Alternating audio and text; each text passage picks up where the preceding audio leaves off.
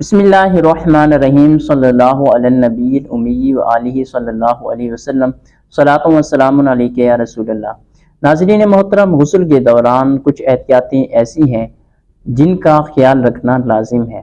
غسل کرتے دوران قبلہ شریف کی طرف نہ ہی منہ کریں اور نہ ہی پیٹھ کریں، کیونکہ قبلہ شریف کی طرف منہ کرنا اور پیٹھ کرنا دونوں مکروہ ہیں۔ اسی طرح سے غسل کرتے وقت دنیاوی گفتگو کرنے سے بھی اجتناب کریں۔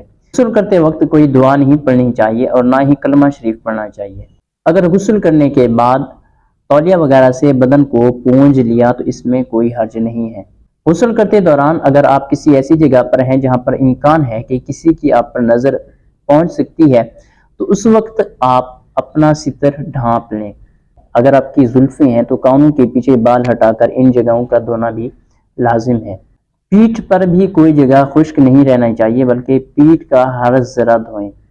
رانوں کی گلائی اور پنڈلیوں کی کروٹوں پر بھی پانی بہائیں۔